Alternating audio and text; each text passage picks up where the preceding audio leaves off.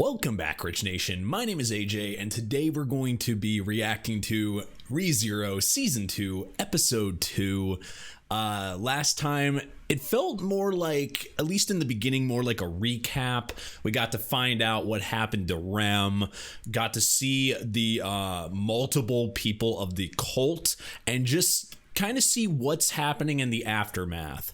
And what Subaru does and how he kind of gets past this, because it's really hard for anybody to get past something like that, but for him, you would think he would get used to it over time, after dying so many times and seeing bad things happen, and so much, you would think he'd get over it, but it still takes him time to recover each time.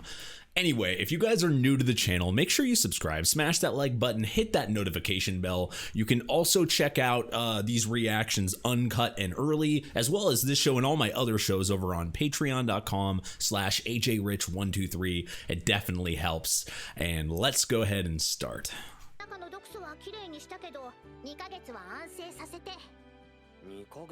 That's an extended period of time there. That is the worst thing to say. You just set up bad things, 100%. Respect. Won't even shake her hand.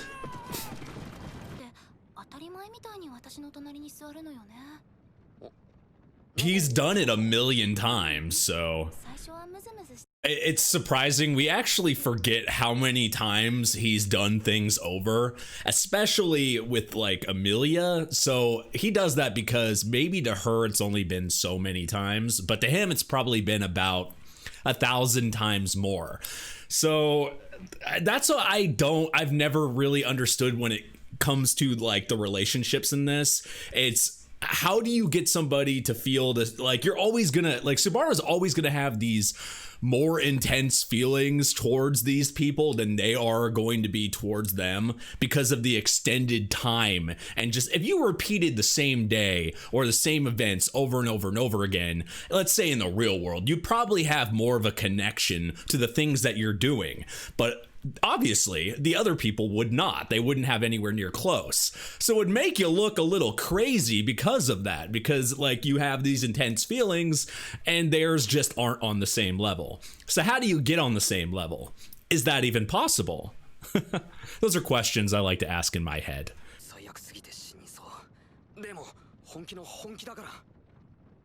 He feels like that a lot, unfortunately, and it happens, unfortunately. I have a really hard time, like, ever since I saw him run off a few times and let him die, some of these characters I have a hard time liking as much.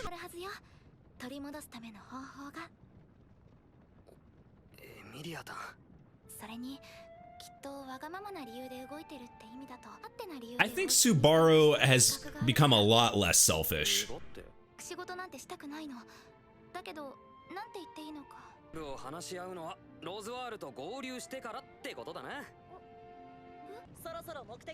Other people know a lot more information than Subaru. Subaru always seems to be in the dark.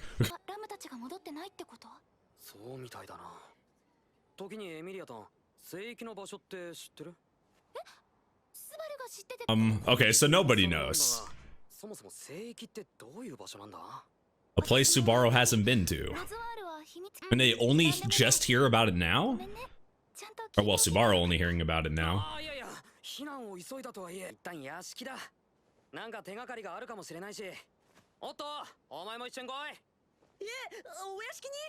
You're already there. There's no turning back. No reason to be scared. How would you remember that though, just because of how many times you've, repeated? Isn't that usually a bad thing? No, isn't that usually a bad thing?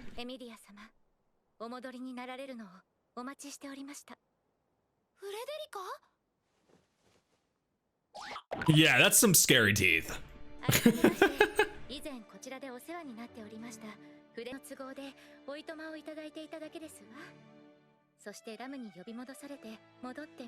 So we're gonna see some new characters.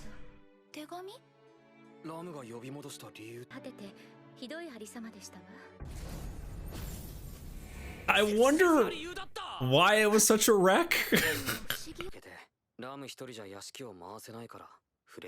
Without Ram, have to have somebody else. And they don't know about her, so.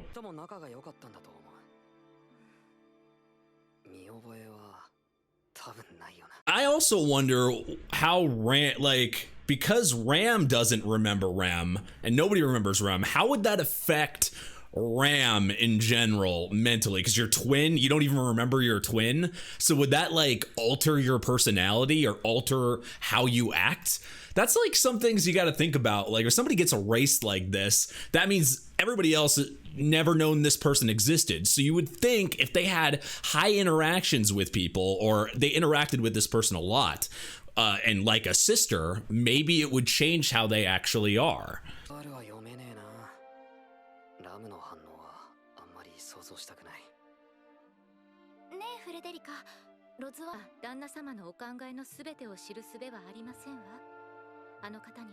I don't think anybody can tell what that guy's thinking. Yep. Ram and the lolly. Of course she's still there. Reading. Nothing's changed. Beatrice-sama.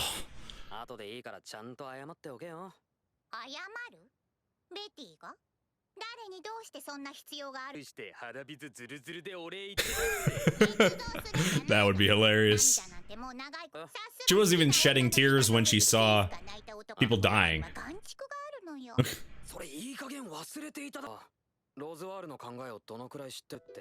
She would definitely know what he's thinking, right?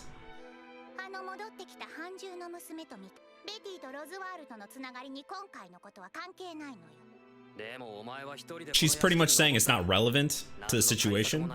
Yes, but as we've seen, she can't stop situations once they've already been in place.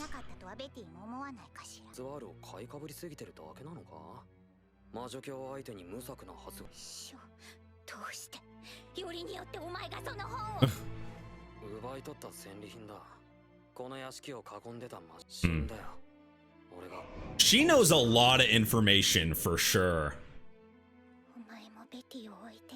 She had a connection with him? A relationship, possibly? Now that's a twist. With that creep.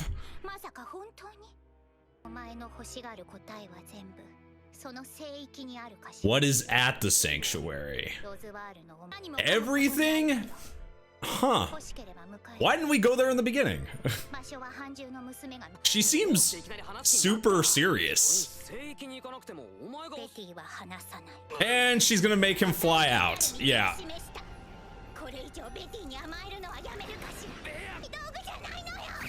She is really, really hurt about that news.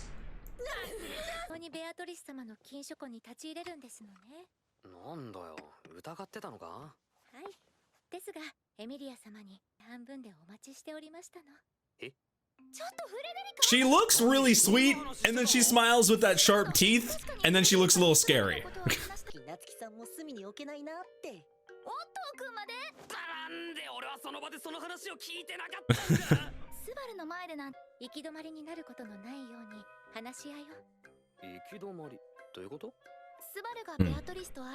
I was surprised he got as much information than he did, you know, that he did there.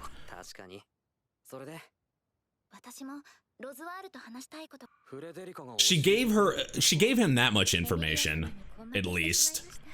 The bare minimum, of course. Can we get some information?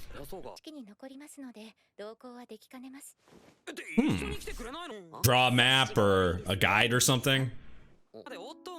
Oh, okay. Oh my god, though. He's just gonna leave you again, though. He's gonna get scared and run.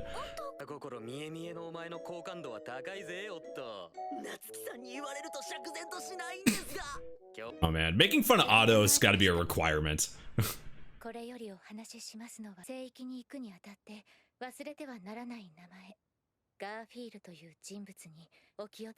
Garfield.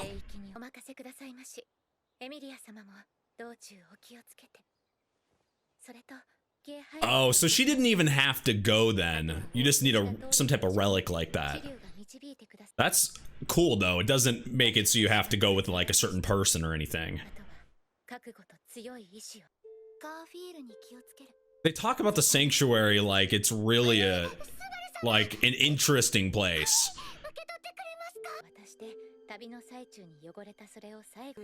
Here's a thank you for that handkerchief. Here, you can have it back. It's all bloody. One thing that I was thinking about was, one, the sanctuary seems to be a play. They're really, really wary of the sanctuary. They talk about it like there could be threats. They said to look out for somebody. This is a spot that hasn't been mentioned before, I don't think anyway, in the first season. So it's a new area, a secret base that Rose Bowl hadn't talked about. So it seems to have a lot of things, but the way the lolly was talking about Beatrice was talking about that area and about that you could learn everything there. But she was really, first of all, she was really mad about learning that that creep freaking that one of the cult members, that the freaking creepiest guy had been killed. And I'm guessing there must be some type of either relationship or maybe related or something's there, which threw me off completely. But that made her just ridiculously upset, and I don't know, it just surprised me. It surprised me that there's that type of situation like that. But we do know that any place that Subaru goes to first seems to have bad things happen every time. So it's to be expected when he doesn't have all the information that it might not go super well. So I'm worried to hell. Also, something that I was also thinking about was these, actually, we'll talk about that at the end.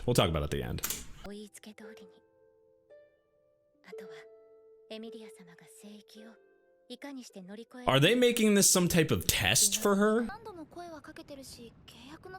See, that's interesting.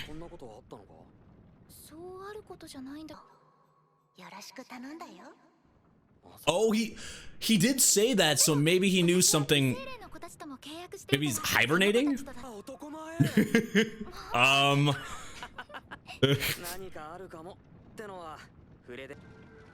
The bad things happen in creepy forests. Oh no.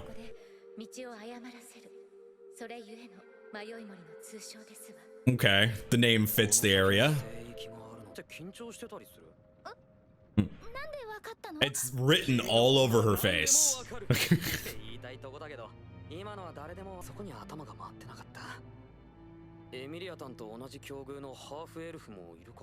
There could be any type of person there.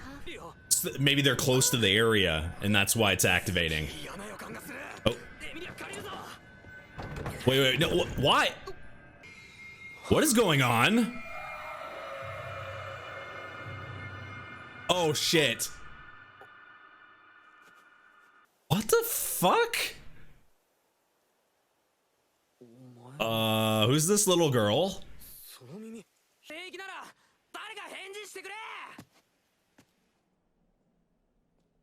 Yeah, but why? I feel like they're not. This couldn't be the sanctuary. I have bad feelings. Oh no. Oh! It's the thing from the trailer! It's the thing from the trailer! Echidna. Aha! Anyway, this show just never seems to not surprise me. But also, I think it does like to really clue you. Something I learned from the first season was when he initially would go to, like, you know, he goes back, he dies, and then he goes back to the checkpoint, right? The checkpoint. He'll go back and he'll learn he'll slowly figure out what he needs to do to move on. But the first time before, the first initial time before he dies, there's like these clues that happen, or phrases. People say things that if you said something different, or if you did something different, it might change what happens. And I feel like a lot of that happened in this episode. It felt like one of those, like right before a bad scenario happens. It just seemed like that to me. Once they got back to the mansion, and they were, especially his interaction with Beatrice just screamed red flags to me. It was like he said all the wrong things. I don't know. Maybe it's just, like I said, it's after you see this type of thing happen and repeat, now I can't help but question everything and kind of think everything Subaru says is the wrong thing to say in the situation. So in that case, Beatrice, I feel like maybe she could have helped more if Subaru said the right thing. That's what I'm curious about, because she seemed more angry than she probably ever has been from the first season. I feel like Subaru said completely the wrong thing. Also, when he goes into when they start going into that forest, and the thing like that, the thing that they were given starts shining, I don't know, I really think that might have had something to do with this scenario. Like, maybe he wasn't supposed to grab that thing. Maybe he was supposed to just let it happen. And that's what I thought initially. I thought it was a cue for, hey, this is how you get into the sanctuary. Let it flash, and then boom, you're all in the sanctuary. But instead, Subaru grabs it, and then it's just on him, and he disappears and then goes there. But maybe maybe it was an outside intervention. Like, that was the other thing. Like the thing they were given, and then the chain that because Amelia already has a crystal thing that kind of looks like that, but they're different colors. So that's why initially I was like, is that the one they were just given, or is that the other one that has to do with with her thing, or Puck, or you know what I mean? Like, I was confused for half a second, but I really think if he hadn't grabbed it, maybe they would have just got in. That doesn't feel like the sanctuary where he's at right now. I feel like it's a completely separate scenario, and I think it was more confirmed when he's in this weird world with one of the witches, Greed. And if you guys remember the trailer, I mean, we watched a trailer a year back. I mean, man, we were waiting for this season for a long time. And then we saw parts of the conversation in the trailer as well. But it was like incomplete. And now it makes more sense because I remember initially thinking that was like I thought that was like a different witch. I was really confused when I saw the trailer, but now it's the Witch of Greed. I don't know. Like, it's very confusing. I'm wondering. I don't know. That just makes me the whole thing just makes me worried. And then the other thing I was going to talk about in the last time I paused, but I thought it was more of a better end of conversation, end of discussion type of talk, was I was thinking about the interaction Subaru has. When he dies, he comes back and he talks with these people. He sees, like, remember initially Rem, like every character he's ran into, he's done a bad scenario and they're killing them, or they're like, they do bad things to him or say something bad to him or whatever. Or like a good current example would be Otto, where he just literally just ditched him like in the middle of nowhere and then he got killed. And that's why if I'm as the viewer getting still angry at him over that, does that mean Subaru might hold those type of still hold those type of feelings to? I feel like you would like hold a grudge, or like it's hard to see somebody act like that and then they don't remember. I mean, yes, they don't remember it. So, but that it's a possibility for them to act like that. It would be hard for me to fathom him not having at least being that in the back of his mind. But that's also probably part of how being, just going kind of crazy over all this stuff, and mentally he's definitely messed up. I mean, anybody would.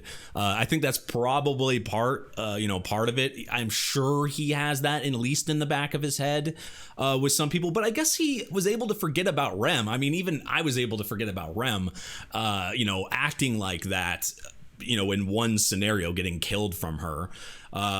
So maybe Subaru can get over. I don't know. I guess it just matters the person. But anyway, guys, this was a great episode. I think we got a lot, because the first episode felt more like a recap.